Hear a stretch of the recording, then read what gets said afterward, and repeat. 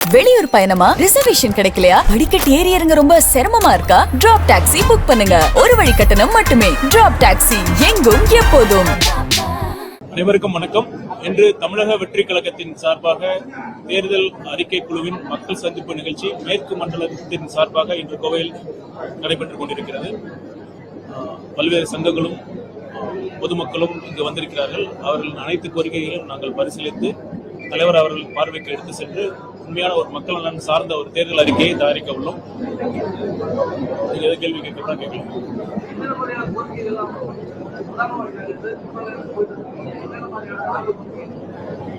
இப்ப பாத்தீங்கன்னா நாங்க இதுக்கு முன்னாடி மதுரை அப்புறம் கடலூர்ல மக்கள்கிட்ட சந்திக்கும் நிகழ்ச்சி நடந்தது.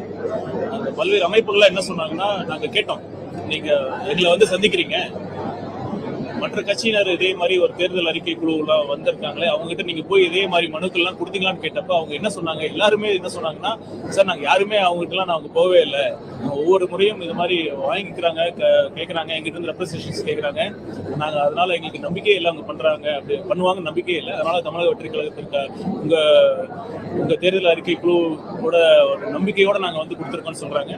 பல்வேறு தரப்பட்ட கோரிக்கை எல்லாம் வருது. விவசாயம், மகளிர், விளிம்புநிலை மக்கள், அனைத்து தரப்பட்ட மக்களோட கோரிக்கைகளும் வந்துட்டு இருக்காங்க. அது அனைத்தையும் நாங்கள் ஒருங்கிணைத்து அதற்கான குழுவோடு சேர்ந்து நாங்கள் டிஸ்கஸ் பண்ணி ஒரு நல்ல முடிவாக எடுப்போம்.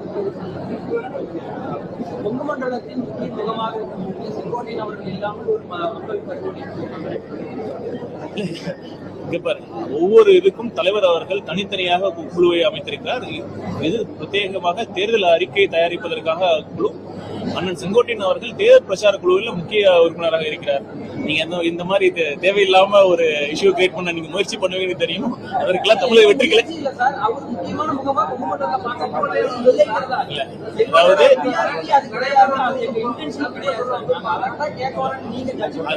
மதுரை தமிழக வெற்றி கழகத்தை பொறுத்தவரைக்கும் இருக்கின்ற அனைத்து நிர்வாகிகளையும் பல்வேறு குழுக்களிலே பயன்படுத்திக் கொள்ள வேண்டும் என்று தலைவர் விரும்புகிறார். ஆக அண்ணன் செங்கோட்டையன் உட்பட இங்கு வருகை தந்திருக்கிற தேர்தல் அறிக்கை குழு உறுப்பினர் உட்பட செயல் வீரர் கூட்டங்கள் நடத்தி தொகுதி வாரியாக மாவட்ட வாரியாக செல்லக்கூடிய உறுப்பினர் உட்பட அனைவருக்கும் சம அந்தஸ்தில் பொறுப்பு வழங்கப்படுவதே தவிர இவரை இந்த குழுவினை வைக்க வேண்டும், அந்த குழுவில் வைக்க வேண்டும், வைக்கக்கூடாது என்கின்ற முறையை தலைவர் பின்பற்றவில்லை. எல்லோருடைய திறமையும் பயன்படுத்திக் கொள்ளக்கூடிய, அவருடைய திறமைகளை புரிந்து கொள்ளக்கூடிய ஒரு தலைவராக இருக்கின்ற காரணத்தினாலே எல்லோருக்கும் உரிய இடம் தரப்பட்டிருக்கிறது.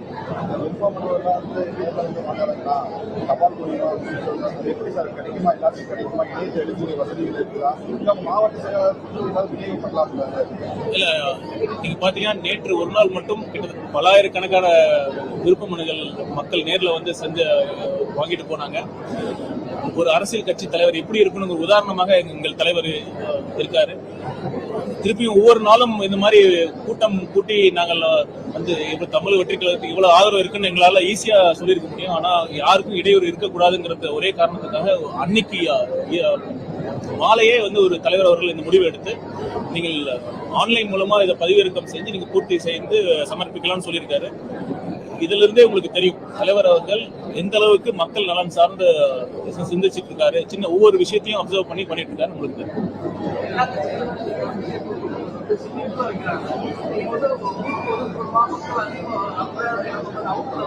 எங்கு வைத்தாலும் ஒன்றை நீங்கள் பார்ப்பீர்கள், எங்கு வைத்தாலும் எவ்வளவு தொலைவை வைத்தாலும் மக்கள் தமிழக வெற்றி கழகம் நடத்துகிற தேர்தல் அறிக்கை தயாரிப்பு நடத்துகிற கூட்டங்களுக்கு எந்த இடத்துல வைத்தாலும் வருகிறார் என்பதை நீங்களே பார்த்துக் கொண்டிருக்கின்றீர்கள். இது காலை ஆரம்பித்து மாலை வரைக்கும் நடத்த போகிறோம். எந்தெந்த இடங்களிலிருந்து வர வேண்டும் என்கின்ற ஒரு இடத்தை தெரிந்து கொண்டு தேடி வந்து பார்க்கும் நிலைமை நம்முடைய தமிழக வெற்றி கழகம் உருவாக்கி இருக்கிறது.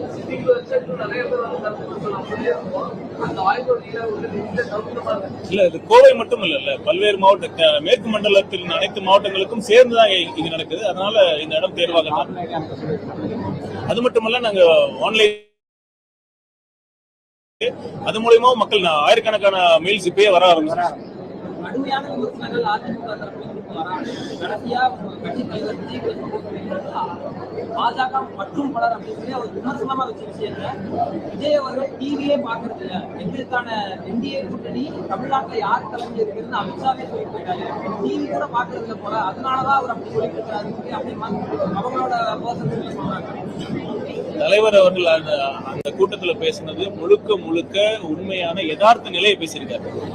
அதிமுக ஒரு தலைமை, ஒரு கூட்டணிக்கு தலைமைங்கிறது தானா உருவானும். ஒருத்தர் சொல்லி இவரு தலைமை நீங்க எடுத்துக்கங்கன்னு ஒருத்தர் சொல்லக்கூடாது.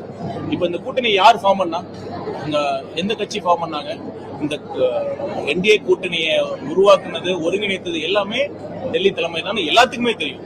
அப்படி இருக்கிறப்ப அவங்க ஒரு குறிப்பிட்ட கட்சியினர் நீங்க தலைமை தாங்குங்க அப்படின்னு சொல்லியிருக்காங்களே ஒழிய உண்மையான தலைமை அங்கதான் இருக்கு. அதான் குறிப்பிட்டு சொல்லியிருக்காரு.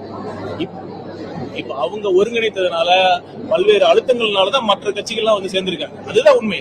இப்ப நீங்க குறிப்பிட்ட கட்சியினர் சொன்னதுனால யாரும் சேரல, டெல்லி சொன்னதுனாலதான் எல்லாம் சேர்ந்திருக்காங்க.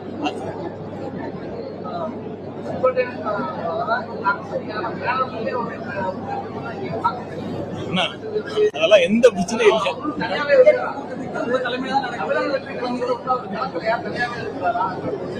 முழுக்க முழுக்க ஒவ்வொரு கமிட்டிலையும் ஒவ்வொருத்தர் இருப்பாருங்க, அவ்வளவுதான். ஏற்கனவே இதை பதில் சொல்லிட்டேன். அதிமுக விமர்சனம் ஆரம்பிக்கல, விமர்சனம் விஜய் அவர்கள் வெளியில கூட வர முடியாது அப்படின்னு சொல்லியிருக்காரு. ஈவன் அண்ணாமலையும் அதுதான் சொல்லியிருக்காரு. பார்த்துருப்பீங்க, அவர் ஒரு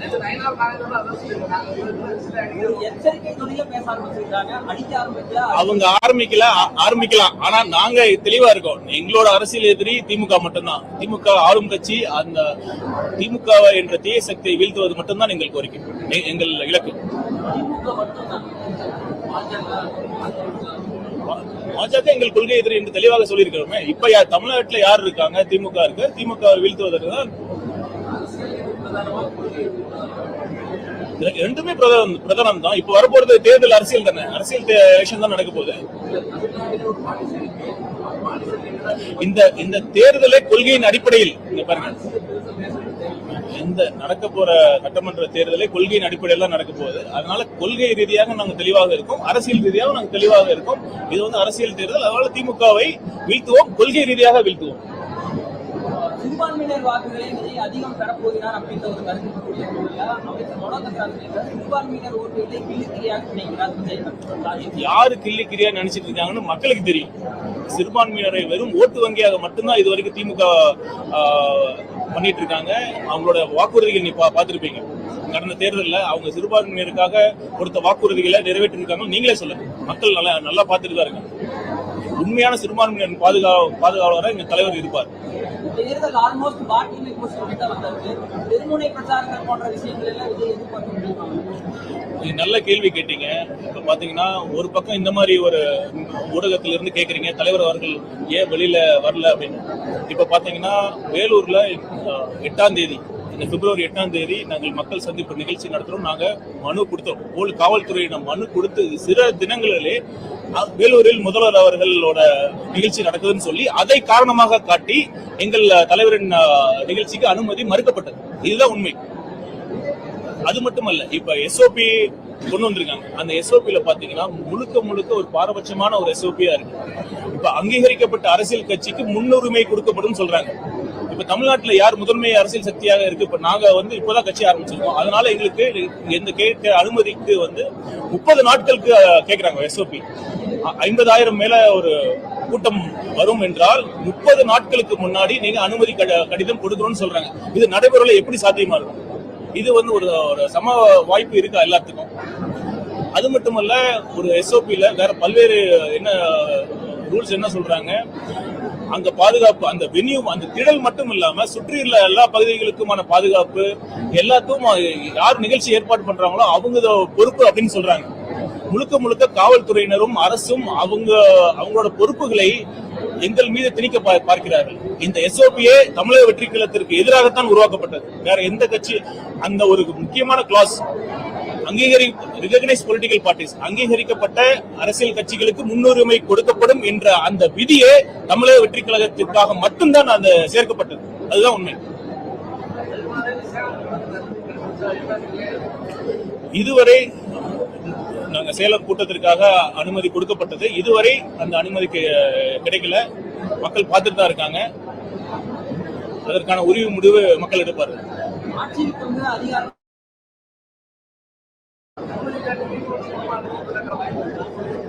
எங்கள் தலைவர் அவர்கள் மக்களை சந்திப்பதை யாராலும் தடுக்க முடியாது. அதற்கான மாற்று ஏற்பாடுகளை நாங்கள் அதுக்கும் பிளான் பண்ணிட்டு தான் இருக்கோம். அது நடக்கிறப்ப தெரியும். ஆட்சிக்கு வந்து அதிகாரத்தில் பங்குங்கிற அந்த பேச்சை ஆரம்பிச்சு இன்க்ரீஸ் பண்ணிவிட்டாரு. அது ஒரு பெரிய பேசுபொருளா இருக்கு. நாங்க ஆட்சியில் அதிகாரத்தில் பங்கு கொடுத்தாலும் இப்போதைக்கு யாருமே வராமல் இருக்கிறதே பெரிய அக்கா போட்டீங்க. ஏற்கனவே சொல்லியிருக்கேன், நான் திரும்பவும் சொல்றேன். ஆட்சியின் பங்கு, அதிகாரத்தின் பங்கு என்பது எங்கள் கொள்கை முடிவு. அரசியல் கட்சி, சில கட்சிகள் கூட்டணி வரணும், கூட்டணி வந்தாதான் நாங்க ஜெயிக்க முடியும் அப்படிங்கிற எதிர்பார்ப்பு இல்லை. அது ஒரு கொள்கை முடிவு. அதனாலதான் முதல் மாநாட்டிலே அதை தெளிவாக சொல்லியிருக்கிறார். அப்பொழுது எந்த கட்சியும் கூட்டணி வரும் அப்படின்னு எதிர்பார்த்தெல்லாம் பண்ணல. இது எங்கள் கொள்கை முடிவு.